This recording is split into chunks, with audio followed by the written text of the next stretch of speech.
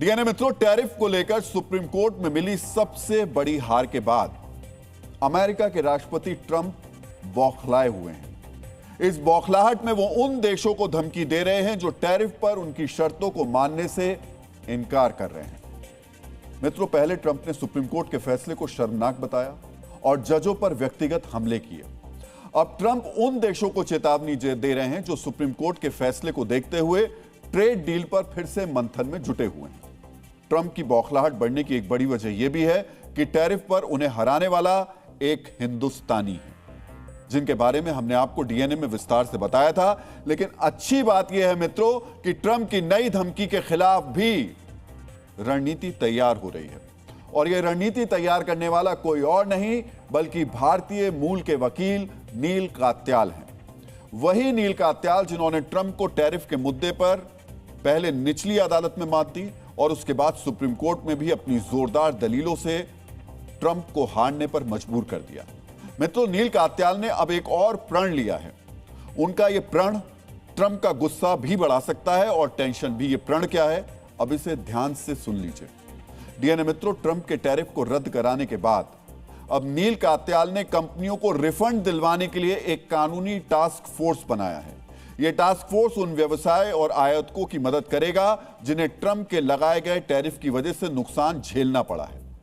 Tariff की वापसी को लेकर नील कात्याल ने क्या कहा, यह भी आपको जानना चाहिए। कात्याल के मुताबिक उन्होंने सुप्रीम कोर्ट में सीधे तौर पर रिफंड की मांग नहीं की थी, क्योंकि उनकी कानूनी टीम को उम्मीद थी कि केस जीतने पर रिफंड अपने आप मिल जाएगा। लेकिन ऐसा नहीं होने की वजह से वो रिफंड के लिए एक टास्क फोर्स लॉन्च कर रहे हैं। अगर सरकार रिफंड का पैसा वापस करने से मना करती है तो वो उसके लिए पूरी ताकत से लड़ेंगे। यानी ट्रंप के खिलाफ नील कात्याल का अगला मोर्चा रिफंड को लेकर खुलने वाला है।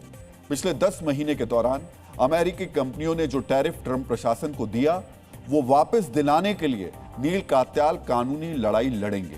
टास्क फोर्स बनाकर वो अमेरिकी कंपनियों से गैर कानूनी टैक्स के नाम पर वसूला गया पैसा वापस दिलाएंगे। इसे आप ऐसे भी समझ सकते हैं कि टैरिफ लगातार ट्रंप ने जितने रुपए टैरिफ के रूप में वसूले वो रुपए भारतीय मूल के नील कात्याल कानूनी तरीके से ट्रंप की जेब से निकालेंगे और जिसका पैसा है उस तक पहुंचाएंगे। डीएनए मित्रों, ट्रंप जहां टैरिफ के नाम पर पल पल अपने फैसले बदल रहे हैं, वहीं नील कात्याल ट्रंप के खिलाफ मजबूती से टिके हुए हैं। यहां आपको यह भी जानना चाहिए कि अगर टैरिफ की तरह टैरिफ रिफंड के मामले में भी ट्रंप प्रशासन की हार होती है तो ट्रंप प्रशासन के खजाने पर कितना बड़ा असर पड़ेगा। डीएनए मित्रों, ट्रंप प्रशासन ने टैरिफ के नाम पर पिछले 10 महीने के दौरान 133 अरब डॉलर से लेकर 175 अरब डॉलर के बीच की अवैध वसूली की है। यानी 12 लाख करोड़ रुपए से लेकर 16 लाख करोड़ रुपए तक। इसका मतलब यह है कि पाकिस्तान के बजट के 2 गुने से लेकर 3 गुना तक अब तक ट्रंप प्रशासन को इतनी बड़ी रकम में ब्याज जोड़कर लौटाना होगा। यानी ट्रंप ने टैरिफ के नाम पर जो सपने दिखाए थे उसकी कीमत अब ट्रंप प्रशासन को ही चुकानी होगी। डीएनए मित्रों, यहां आपको ट्रंप के उन झूठे वादों के बारे में भी जानना चाहिए जो टैरिफ के नाम पर उन्होंने अमेरिका के लोगों को दिखाए थे। ट्रंप ने कहा था टैरिफ से इतना पैसा आएगा कि टैक्स या तो खत्म हो जाएंगे या बहुत ही कम हो जाएंगे। ट्रंप ने अमेरिका के हर नागरिक को $2000 देने का वादा भी किया था। ट्रंप ने कहा था टैरिफ से अमेरिका का व्यापार घाटा खत्म हो जाएगा। साथ ही यह भी भरोसा दिलाया था कि अमेरिका फिर से अमीर बनेगा। लेकिन ट्रंप के सारे वादे झूठे निकले। अब अमेरिकी प्रशासन को राहत मिलना तो दूर, उल्टे ब्याज समेत टैरिफ का पैसा लौटाना पड़ेगा। डीएनए मित्रों, नील कात्याल के भरोसे के बीच अमेरिका की कंपनियों ने भी टैरिफ का रिफंड पाने के लिए अब कोर्ट का रुख किया है। ट्रांसपोर्टेशन के क्षेत्र की मशहूर कंपनी फेडरल एक्सप्रेस ने रिफंड पाने के लिए कोर्ट में ट्रंप प्रशासन के खिलाफ केस किया है। US court of international trade से फेडरल एक्सप्रेस ने रिफंड दिलाने की मांग की है। टैरिफ को लेकर सुप्रीम कोर्ट का फैसला आने से पहले 1500 केस दायर थे। अब बाकी कंपनियां भी अदालत में याचिका दायर करेंगी। डीएनए मित्रों, 2025 के अंत तक अमेरिका के लगभग 3 लाख आयातकों ने टैरिफ का भुगतान किया था। अब ये कंपनियां एक एक कर ट्रंप प्रशासन को अदालत में घसीटेंगी और इन कंपनियों की मदद के लिए हिंदुस्तानी डीएनए वाले वकील नील कात्याल होंगे।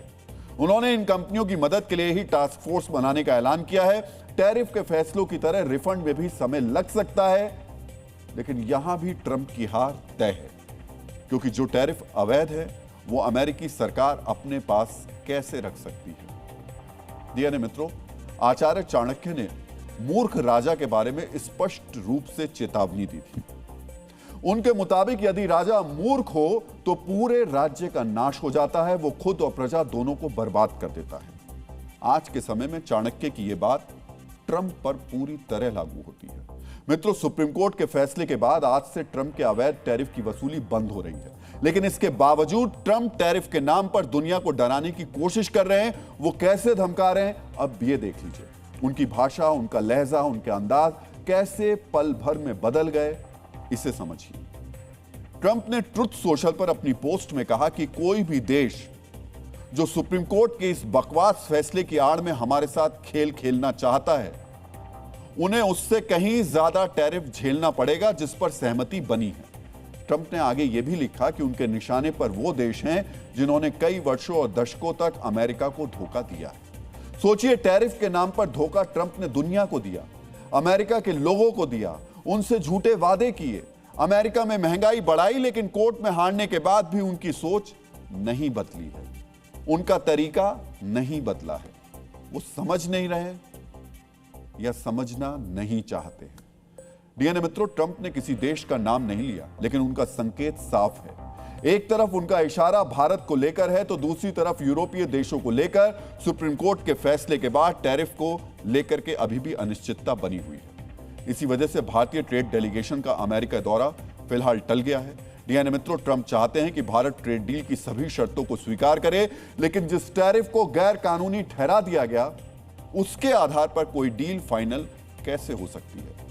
ट्रंप की धमकी के निशाने पर यूरोपीय देश भी हैं। यूरोपियन यूनियन भी टैरिफ को लेकर ट्रंप की मनमानी से परेशान है। यही वजह है कि ईयू ने भी अमेरिका के साथ व्यापार समझौते को मंजूरी देने की प्रक्रिया फिलहाल रोक दी है।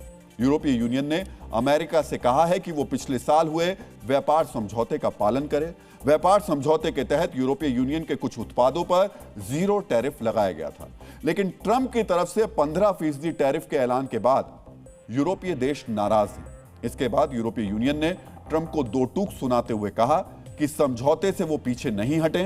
यूरोपीय यूनियन ने यह भी साफ कर दिया कि वो टैरिफ में किसी भी बढ़ोतरी को स्वीकार नहीं करेगा। डीएनए मित्रों, ब्रिटेन और ऑस्ट्रेलिया जैसे देश भी ट्रंप से परेशान हैं। उन्होंने अमेरिका के साथ 10% के टैरिफ पर समझौता किया था, लेकिन अब ट्रंप सभी देशों पर 15% टैरिफ लगाने का ऐलान कर चुके हैं। यानी ट्रंप अपने वादे से पीछे हट गए, लेकिन इस वादा खिलाफी को लेकर जब दूसरे देश औपचारिक रूप से समझौते पर फिर से विचार कर रहे हैं तो ट्रंप की बौखलाहट लगातार बढ़ती जा रही है। डीएनए मित्रों, सुप्रीम कोर्ट के फैसले से ट्रंप का गुस्सा इस कदर बढ़ गया है कि उन्होंने बिना सोचे समझे दुनिया के सभी देशों पर पहले 10% टैरिफ लगाने का ऐलान किया। इसके बाद उन्हें होश आया तो लगा 10% टैरिफ कम है, इसलिए उन्होंने 24 घंटे के भीतर 10% की जगह टैरिफ बढ़ाकर 15% कर दिया। लेकिन नई खबर यह है कि अमेरिकी कस्टम और बॉर्डर प्रोटेक्शन ने जो रेट लागू किया है वो 10%, ट्रंप ने 10 की जगह 15% का ऐलान कर दिया। इसके बावजूद सरकारी विभाग ने 10% का रेट लागू किया है। यानी जिस तरह ट्रंप कंफ्यूज है उसी तरह उनके सरकारी विभाग भी कंफ्यूज है। सोचिए, अमेरिका की व्यापार नीति का ट्रंप ने मजाक बना दिया। क्या इतनी अस्थिर नीति दुनिया की सबसे बड़ी आर्थिक महाशक्ति की हो सकती है कि 24 घंटे में वो अपना ही फैसला बदल दे और फिर सरकारी विभाग पुराने टैरिफ को लागू कर दे? मतलब ट्रंप कह रहे हैं 15% और उनका डिपार्टमेंट लागू कर रहा है 10%। डीएनए मित्रों, एक कानून के तहत सुप्रीम कोर्ट ने टैरिफ को संविधान के खिलाफ बताया तो ट्रंप ने दूसरे कानून का सहारा ले लिया। लेकिन भारतीय मूल के वकील नील कात्याल ने ट्रंप के इस टैरिफ को भी गैर कानूनी बताया है।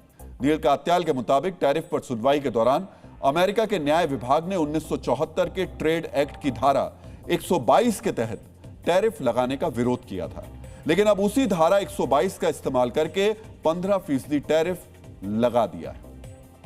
यानी नील कात्याल का कहना है कि ट्रंप उस कानून का भरोसा नहीं कर सकते जिसे उनकी सरकार ने पहले खारिज कर दिया था। ट्रंप को सलाह देते हुए नील कात्याल ने उन्हें संसद से मंजूरी लेने को कहा है। नील कात्याल के मुताबिक अगर ट्रंप का टैरिफ इतना अच्छा है तो उन्हें इसके लिए संसद को मनाने में कोई समस्या नहीं होनी चाहिए। नील कात्याल का यह विरोध इस बात की तरफ इशारा करता है कि ट्रंप के नए टैरिफ को भी कोर्ट में चुनौती दी जा चाहिए। आने वाले दिनों में यह अवैध साबित हो सकता है। वैसे भी यह टैरिफ 5 महीने से ज्यादा समय के लिए लागू नहीं किया जा सकता। डीएनए मित्रों, टैरिफ को लेकर इस टकराव के बीच अमेरिका में एक सर्वे भी आया है। यू गवर्नमेंट पोल के मुताबिक 60% अमेरिकी जनता सुप्रीम कोर्ट के फैसले से सहमत है। केवल 23% लोगों ने अपनी असहमति जताई है, जबकि 17% लोगों ने अपनी राय नहीं दी है। यानी ट्रंप को झटका सिर्फ सुप्रीम कोर्ट से ही नहीं लगा है, बल्कि जनता की अदालत में भी लोगों ने उनके टैरिफ वाले हथियार को खारिज कर दिया है। अमेरिका के लोगों की नजर में भी ट्रंप की टैरिफ वसूली गलत है। डीएनए मित्रों, ट्रंप की टैरिफ वाली अनिश्चितता की मार अमेरिका समेत दुनिया भर के शेयर बाजारों पर भी पड़ रही है। अमेरिका समेत कई देशों को इसका खामियाजा उठाना पड़ रहा है। सबसे पहले आपको ट्रंप की टैरिफ वाली मनमानी के कारण अमेरिकी बाजार पर बड़े प्रभाव के बारे में जानना चाहिए। मित्रों, ट्रंप की वजह से अमेरिका का शेयर बाजार बिखर गया है। डाउ जोन्स में 800 पॉइंट से ज्यादा की गिरावट दर्ज की गई और यह 2% के करीब गिर गया। वहीं स्टैंडर्ड एंड पुअर 500 इंडेक्स और नेस्डेक में भी 1% से ज्यादा की गिरावट दर्ज की गई। जब सुप्रीम कोर्ट ने टैरिफ रद्द करने का फैसला दिया था तो अमेरिकी बाजार में बढ़त दर्ज की गई थी, लेकिन जिस तरह ट्रंप नया टैरिफ लेकर आए और पूरी दुनिया को धमकाने लगे, उसके बाद बाजार भी सहम गया। अमेरिका से लेकर भारत तक के शेयर बाजार तेजी से नीचे गिरे। आज भारतीय बाजारों में भी इसका असर दिखाई दिया। डीएनए मित्रों, आज सेंसेक्स में एक बार फिर 1000 पॉइंट से ज्यादा की गिरावट दर्ज की गई। सेंसेक्स 1069 पॉइंट गिरकर 82,226 पर बंद हुआ। वहीं निफ्टी 288 पॉइंट्स की गिरावट के साथ 25,425 पर पहुंच गया। डीएनए मित्रों, एक हफ्ते के भीतर यह दूसरा दिन है जब सेंसेक्स में 1000 पॉइंट से ज्यादा की गिरावट आई है। इससे पहले 19 फरवरी को सेंसेक्स 1200 पॉइंट से ज्यादा गिरा था। आज बाजार बिखरने से निवेशकों के लगभग 3 लाख करोड़ रुपए डूब गए। वैसे तो बाजार में गिरावट के कई कारण हैं, लेकिन टैरिफ को लेकर ट्रंप की धमकी भी एक बड़ा फैक्टर है। सोचिए, नए साल में अभी 2 महीने पूरे नहीं हुए हैं, लेकिन सेंसेक्स आगे बढ़ने के बदले पीछे ही जा रहा है। 1 जनवरी से 24 फरवरी तक सेंसेक्स में लगभग 3000 पॉइंट्स की गिरावट आई है। जो सेंसेक्स 85,000 के ऊपर था, वो अब 82,000 के आसपास है। यानी निवेशकों का पैसा बढ़ने के बदले कम हो रहा है। इस नुकसान में ट्रंप की टैरिफ वाली नीति का बड़ा योगदान है। मित्रों, शेयर बाजार में गिरावट का एक और कारण एआई यानी आर्टिफिशियल इंटेलिजेंस को लेकर आईटी कंपनियों की चिंता है। आईटी कंपनियों को यह डर सता रहा है कि उनका ज्यादातर काम अब आर्टिफिशियल इंटेलिजेंस करेगा। इसके कारण न सिर्फ आईटी कंपनियों की आमदनी कम होगी, बल्कि आईटी सेक्टर में नौकरी जाने की बात भी कही जा रही है। लेकिन एआई सिर्फ लोगों की नौकरी ही नहीं छीन रहा है, बल्कि उन्हें नौकरी पर भी रख रहा है। अमेरिका में लॉन्च रेंट अ ह्यूमन नाम का एक एआई प्लेटफॉर्म लोगों को काम पर रख रहा है। जो काम एआई खुद नहीं कर सकता, वो किराए पर लोगों को रख करके करवा रहा है। जैसे किसी पैकेज की डिलीवरी करना, बाजार से सामान खरीदना या फोटो खींचना। दावा किया जा रहा है इस प्लेटफॉर्म के लॉन्च होने के कुछ ही दिनों के भीतर 5 लाख से ज्यादा लोग इससे जुड़ चुके हैं। एआई बॉट जरूरत के हिसाब से किसी काम का विज्ञापन डालता है, इंटरव्यू लेता है और फिर काम सौंप देता है। कोई व्यक्ति काम करने के बाद उसका सबूत देता है। इसकी पुष्टि होते ही उसके खाते में पैसा ट्रांसफर कर दिया जाता है। डीएनए मित्रों, अगर यह मॉडल कामयाब हुआ तो भविष्य में कामकाज की ऐसी ही तस्वीर देखने को मिल सकती है।